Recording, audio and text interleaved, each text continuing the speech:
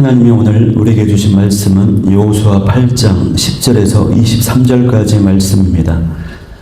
여호수아 8장 10절에서 23절까지의 말씀을 봉독해 올리겠습니다.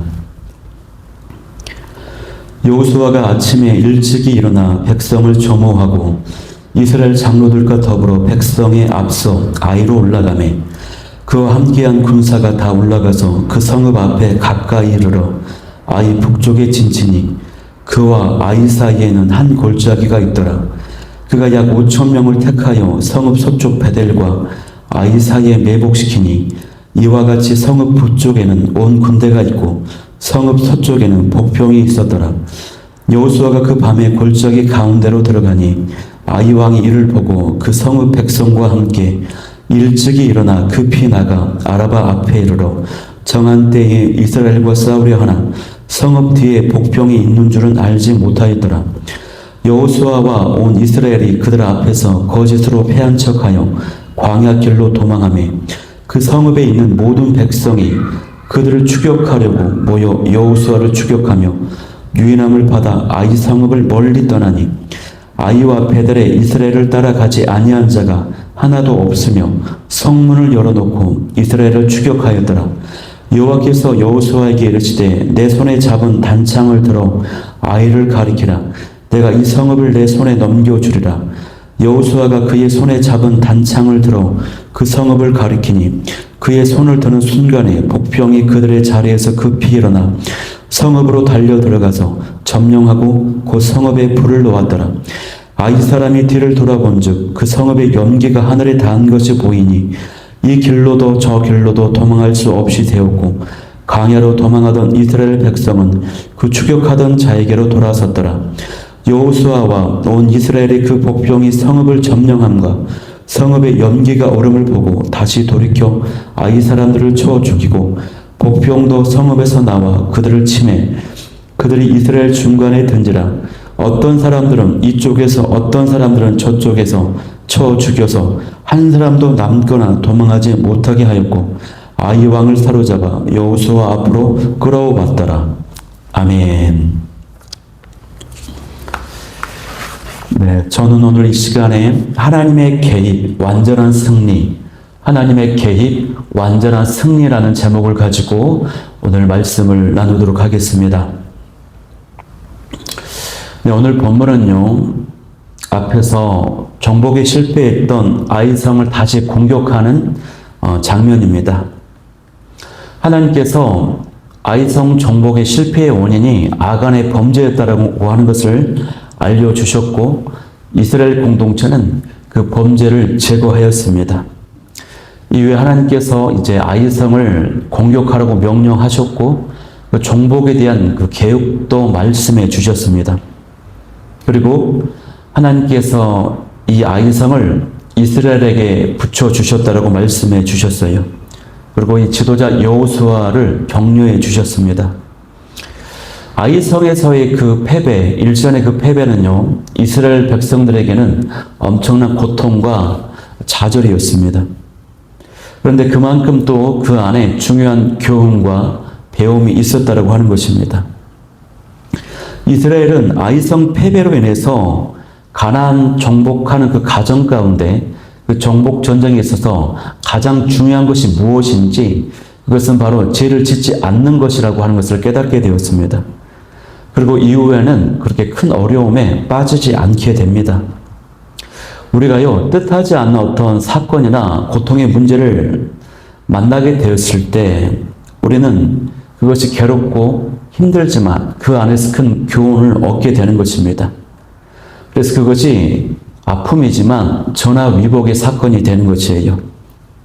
많은 업적이나 성취를 이루었던 현장, 그리고 그러한 어떤 위대한 인물들의 그런 가정들을 보면요, 항상 실패가 있었습니다. 아픔이 있었습니다.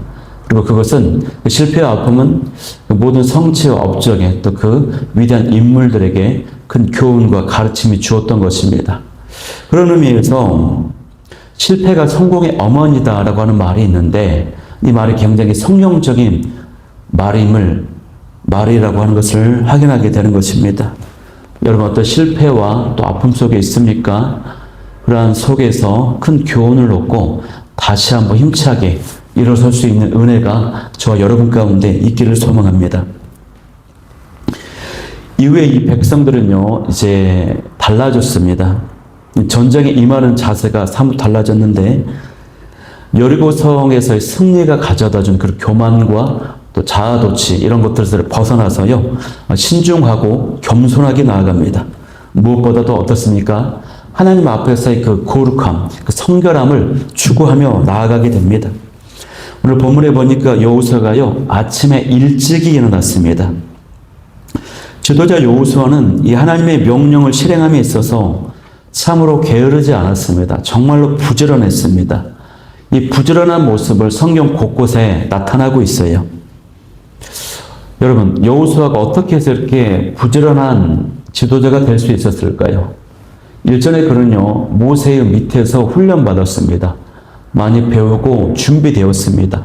그래서 그러한 부지런한 모습을 습관적으로 형성될 수 있었다라고 하는 것입니다. 여러분, 우리가 누군가 밑에 있습니까? 지금 직장에서, 또 가정에서도 마찬가지고요, 또 공동체도 마찬가지고, 누구 밑에서 가이드를 받고 훈련받고 있습니까? 여러분, 많이 배우십시오. 인내하십시오. 그게 모든 훈련과 성장의 과정임을 믿습니다. 그가 아침에 일찍이 일어나서 한 일은 뭐였습니까? 그것은요, 백성들을 조모한 것이었어요. 그러니까 여호수아는 이 군사들의 숫자를 일일이 세면서 또 그들의 상태를 이제 점검해하고 준비하는 시간을 가졌다는 것입니다. 이것은 일전에 여호수아가 이 아간의 범죄로 인해서 실패했던 것들을 반면교사 삼아가지고 이번에는 방심하지 않고 최선으로 준비하고 있는 모습을 보여주는 것입니다.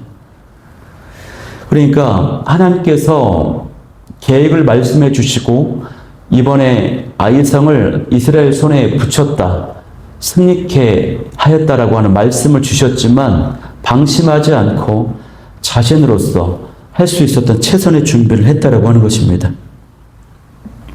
이것이 인간 편에서 또 백성들 편에서 마땅히 감당해야 될 역할이었다고 하는 것이에요. 우리는 어떤 응답을 받고요, 또 하나님의 계획을 들어요, 약속을 받아요. 그럼 모든 것을 다 하나님이 해결해 주시겠지, 다 책임져 주시겠지라고 생각하고 안일하게 나아갈 때가 있습니다. 그렇게 하면 안 됩니다.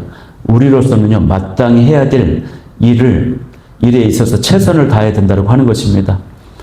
좀 재미난 그 예화가 하나 있습니다. 어떤 사람이 이제 복권을 당첨되게 해달라고 하나님께 간절히 기도했대요. 그래서 하나님께서 복권을 당첨되게 해주겠다라고 응답을 주셨대요. 감동이 오고 말씀해 주셨다는 것입니다. 근데 시간이 지났는데도 이 복권 당첨이 되지 않습니다. 그래서 한참 지난 후에, 많은 시간이 지난 후에 하나님께 따져 물었다라고 하는 것이에요. 하나님 분명히 약속하시고 응답 주셨는데 왜 복권 당첨이 되지 않게 해주시냐고. 그때 하나님의 하시는 말씀이, 그러면 복권을 사야지, 복권을 구입도 하지 않고 당첨되게 해달라면 어떡하냐고 그렇게 했다는 것이요. 지어낸 우스개 이야기 같아요. 그런데 우리가 여기에서 이제 우리가 시사받을 점이 있는 것 같아요. 우리가 해야 될 역할들이 있다는 것이죠. 근데 여호수아가 가장 먼저 성봉에 서서 아이성을 치러 올라갑니다. 그 역할은 뭐였냐면요, 아이성의 군대를 밖으로 유인하는 역할입니다. 일종의 자신이 미끼가 되어서 이스라엘의 선봉 부대와 함께 미끼가 되어서 밖으로 유인하는 역할을 하는 것입니다. 이것은요, 군사 작전으로 볼 때 굉장히 위험한 일입니다. 근데 그 가장 위험한 일을 몸소 이 지도자 여호수아가 보여주고 있다라고 하는 것입니다. 여호수아가 이 군대를 이끌고요, 아이성 앞에 있는 골짜기로 들어갑니다. 그리고 또 5천 명의 병사들은 이 아이성 뒤편에 매복을 시켜두었습니다. 그래서 이 아이성 뒤에 숨어있던 이 병사들이 이 아이성을 쉽게 정복할 수 있었던 것은 뭐냐면, 여호수아가 보여준 이 같은 리더십, 용기 있는 모습, 먼저 선봉에 서서 나아가는 희생적인 그 모습을 보고 이 병사들이 동기부여가 됐어요. 큰 용기와 힘을 얻고 나아갈 수가 있었다라고 하는 것입니다. 여호수아는 참으로 용기 있는 지도자였습니다. 아이성을 공격하다가 낙심해 있고 또 패배로 인해서 낙심해 있었던 이 백성들이지 않습니까? 이 모습이 지도자의 이 모습이 큰 동기부여가 되었다라고 하는 것이에요.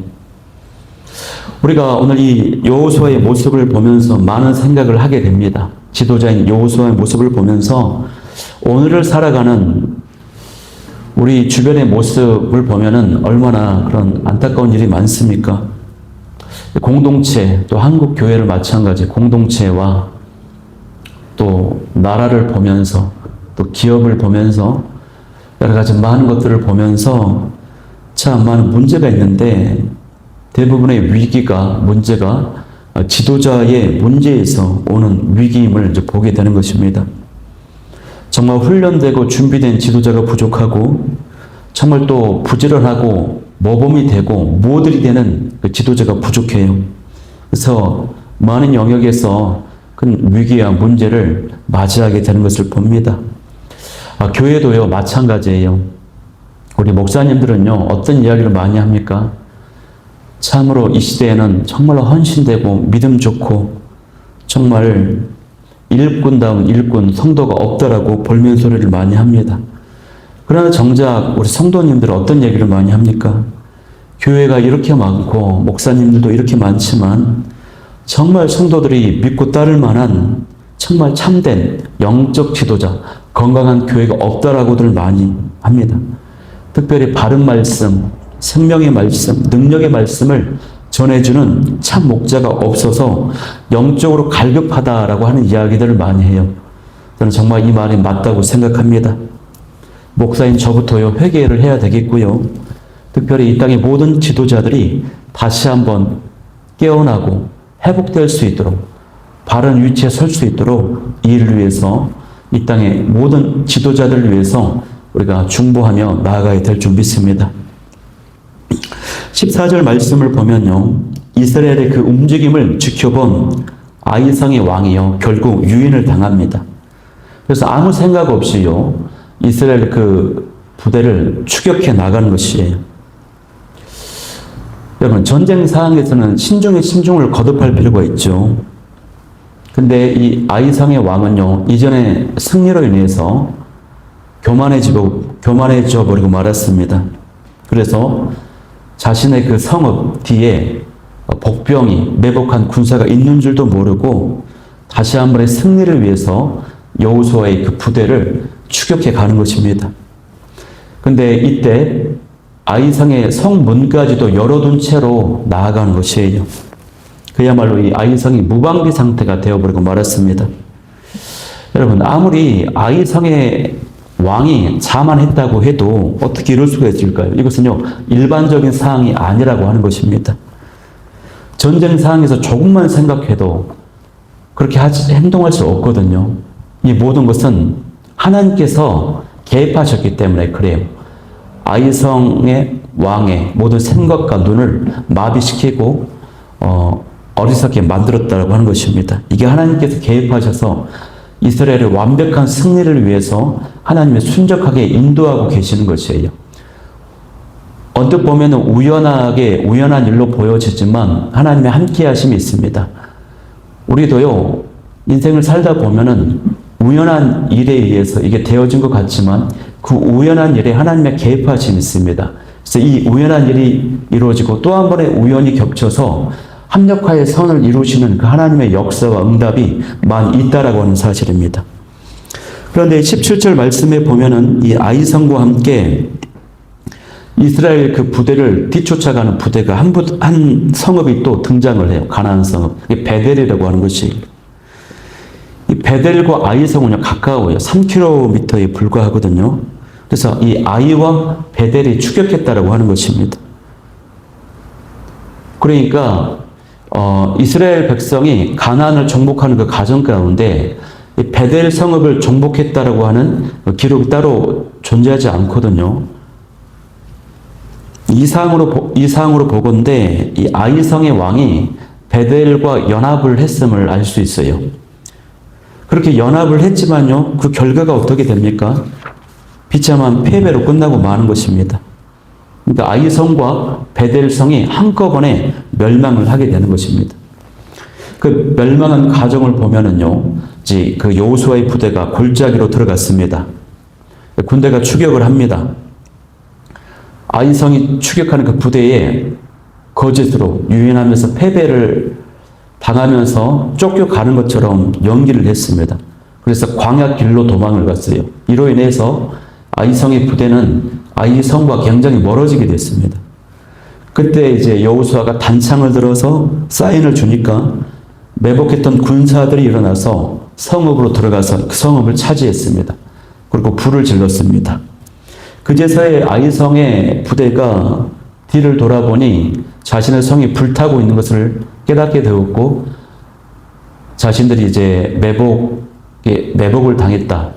이제 성도 빼앗기고 이것이 전략이었다라고 하는 것을 깨닫게 되는 것입니다.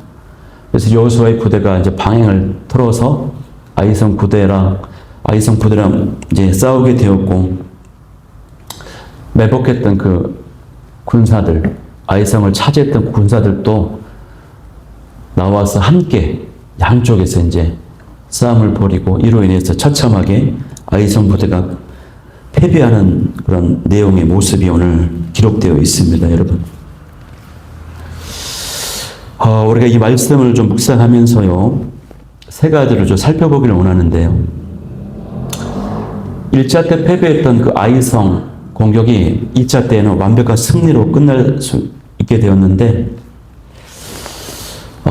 어떻게 해서 그렇게 되었는가 하는 것입니다. 세 가지 묵상할 점을 나누기를 원하는, 첫 번째는 하나님의 함께 하심이 있었기 때문입니다.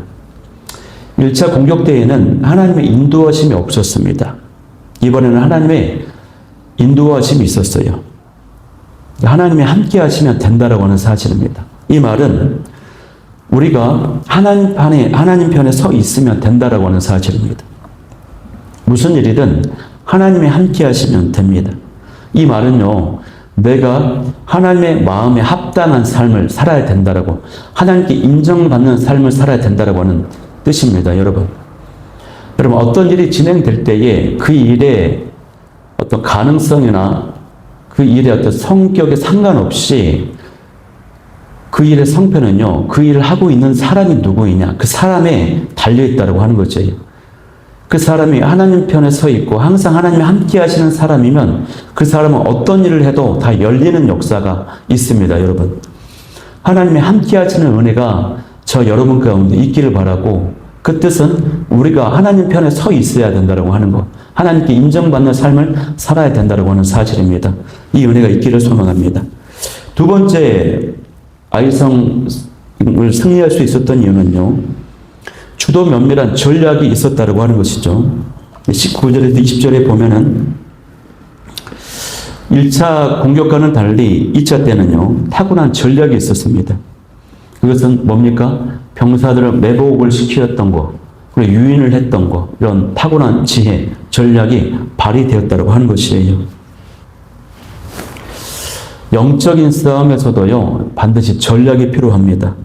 주도 면밀한 작전을 세우고 준비해서 실행하는 그 수고, 또 그 지혜가 필요하다고 하는 것입니다. 세 번째는요, 온 이스라엘이 참여했다라고 하는 것이에요. 1차 아이성 공격 때에는 2,3천 명만 들어가도 되겠다고 생각을 했어요. 여리고성 정복으로 인해서 그 승리에 도취되어가지고 교만해져가지고 3천 명만 그 전장에 보냈습니다. 근데 이번에는 이스라엘 군사, 거의 모든 군사가 참여를 하는 것입니다.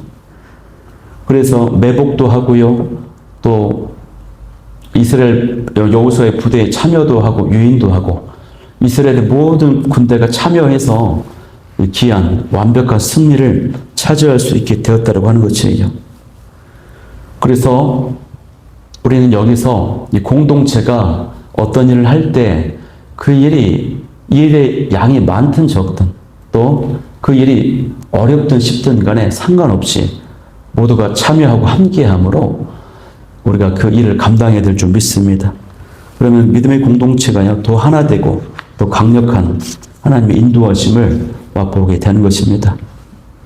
이 땅의 모든 교회는요, 지상교회로 전투하는 교회라고 말합니다. 아이성 전투에서 승리할 수 있었던 이 비결 세 가지가요, 이제 막 시작하는 이제 작은 교회를 이끌어가는 저로서는 큰 적용점이 됩니다. 제가 먼저 하나님 앞에 인정받고 하나님 편에 서서 합당한 삶을 살아야 되겠고요. 또 우리 교회가 이 지역의 복음화의 통로로, 영혼구원의 통로로 놀랍게 쓰임받기 위해서 그에 합당한 전력과 계획이 있어야 될 줄 믿습니다.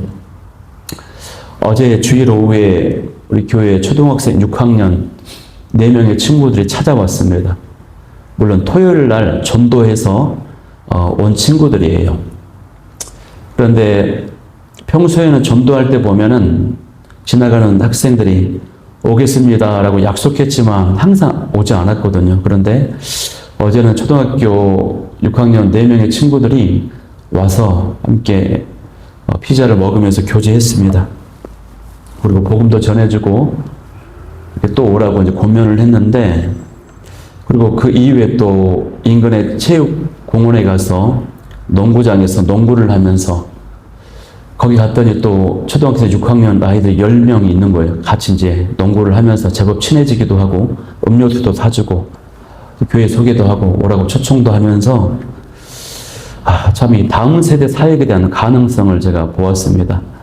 이 지역에 다음 세대 아이들이 굉장히 많거든요. 젊은 부부들이 많고 또 아이들이 많고, 그래서 다음 세대 사역에 대한 가능성도 보았고, 특별히 그러면서 기도 제목이 생겼습니다.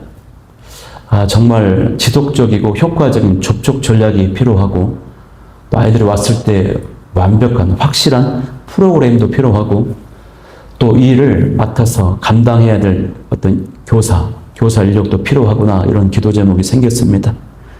그래서 이런 지혜와 전략과 또 하나님의 도우시는 일꾼, 이런 모든 영역에 기도하며 나아가기를 원하는데 하나님의 도우시는 은혜가 있기를 간절히 소망합니다.